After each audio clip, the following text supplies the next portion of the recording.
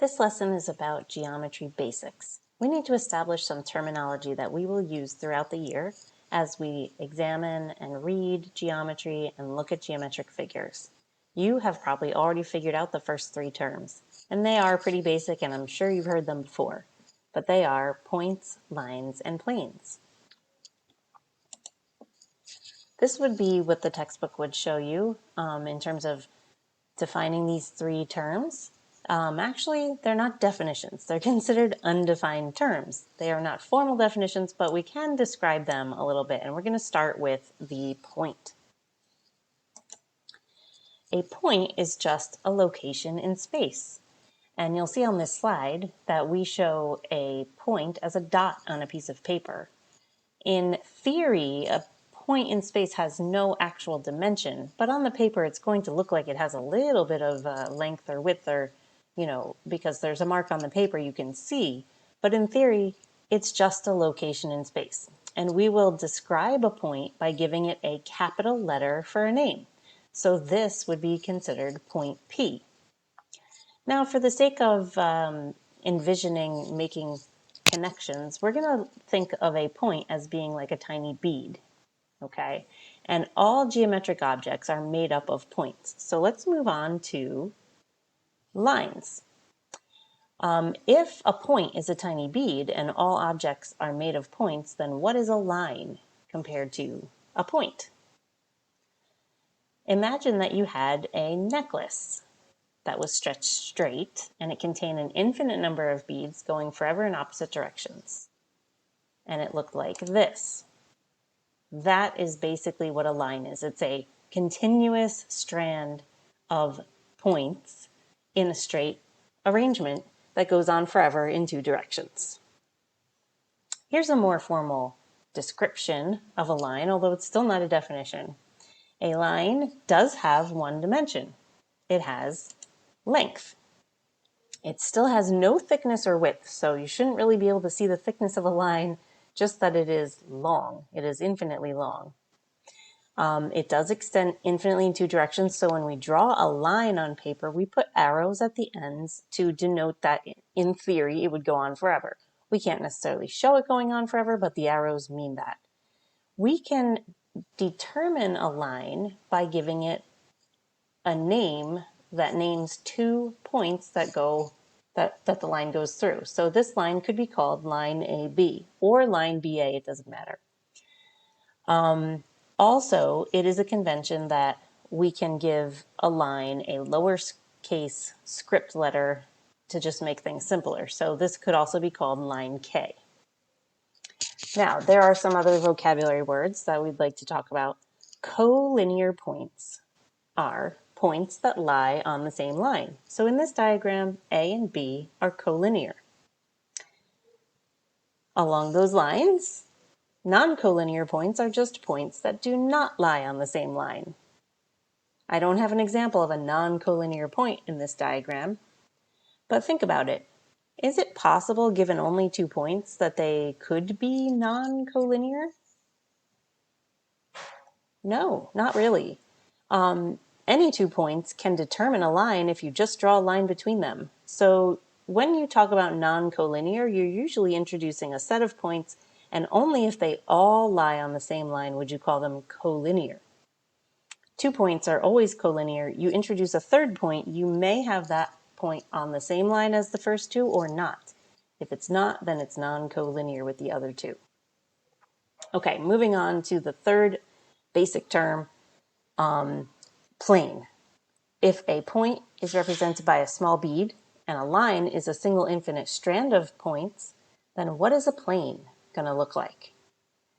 Well, we just extend it and kind of take multiple strands and put them next to each other on, let's say, a table, and we get a flat single layer of beads that goes infinitely in 2 directions.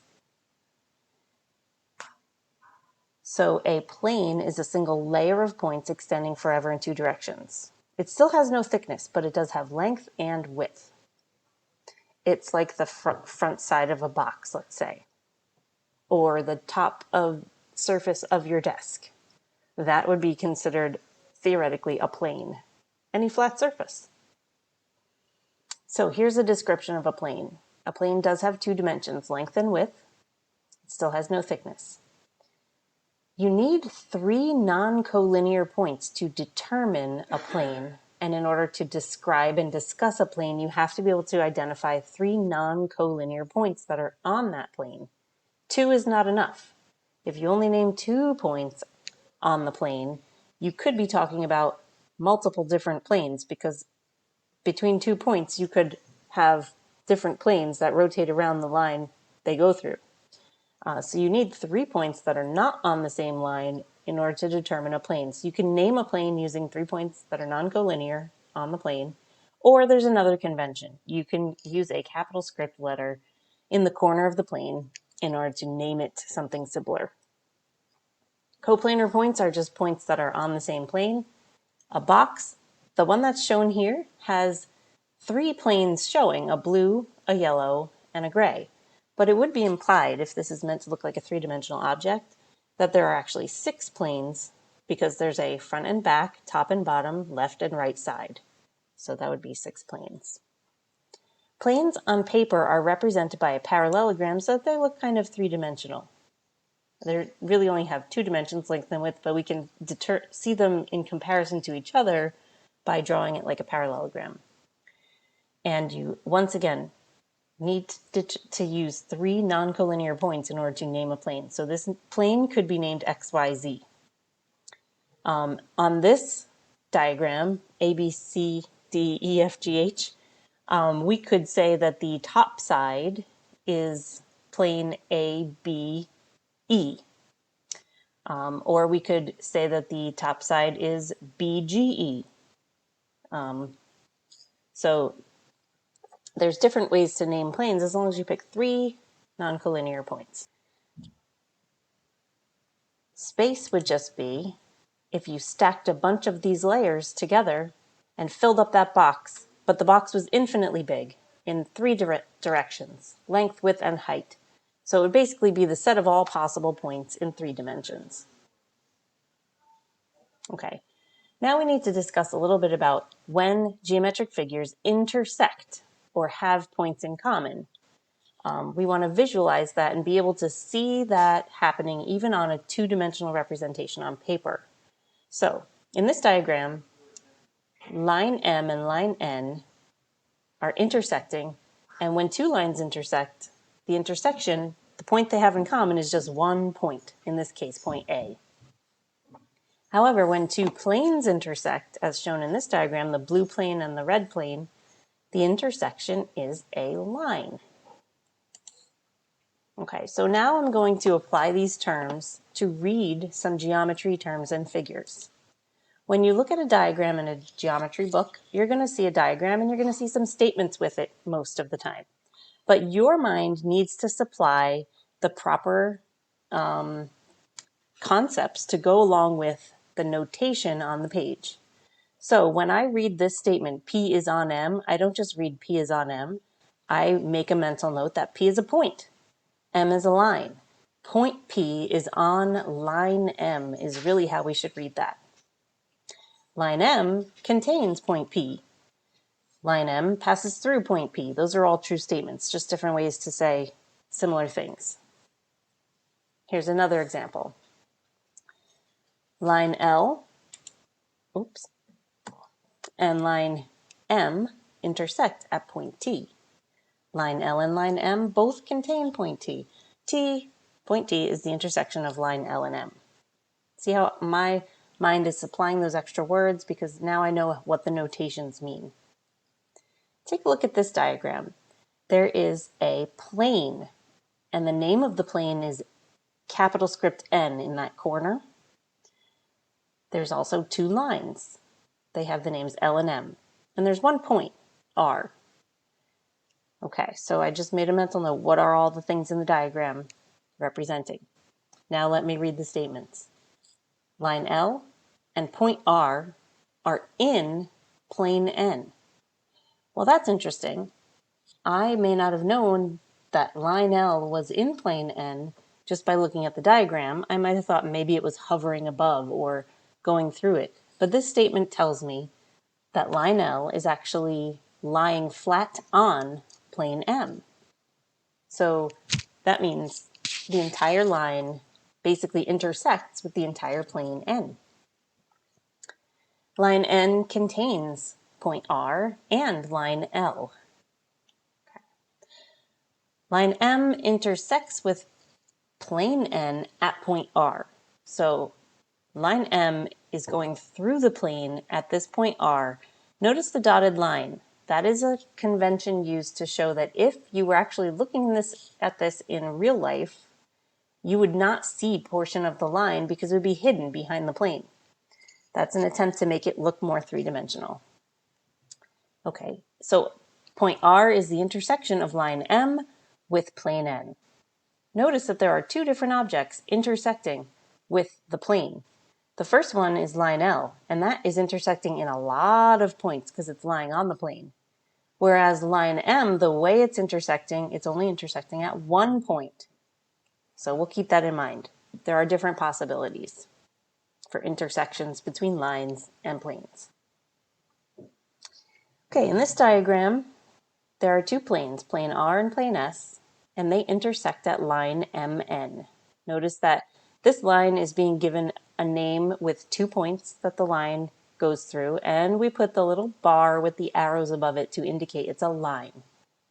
Line MN is in the plane S and plane R, because that's where they intersect. It's in both of them. So plane S and plane R both contain line MN. Line MN is the intersection of plane R and plane S. Okay, to summarize, the intersection of two lines is always a point. Okay, try to fill it in your head before I say it. The intersection of two planes is what? A line. This third one's a little tricky. The intersection of a line and a plane depends on the orientation of the line and the plane. It could be either, so the intersection is either a line or a point, as we saw in that one diagram. All right, going a little further now to some defined terms, segments and rays. A segment is just a portion of a line where instead of looking at the entire infinite line that goes in two directions forever, we have some endpoints. And those points, let's say A and B in this example, are where the segment ends. Okay. To denote a segment, you can either call it AB or BA in this example. It doesn't matter what order you give the endpoints in, but when you write it on paper, you should put a little bar above it with no arrows to indicate it's a segment. If it's a line, you put the arrows. No arrows, it's a segment. A ray is indicated with an endpoint and basically a portion of a line that goes forever in one direction through another point. In this case, it does matter what order you name the endpoints. You need to start with the endpoint and then state the other point that it goes through. You cannot switch it around or else you're talking about a different ray. Okay. Opposite rays are just rays that start at the same endpoint but going in opposite directions along a line. All right. There are a few questions at the end here that I would like you to attempt to answer.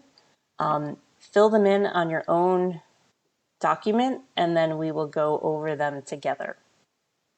Okay.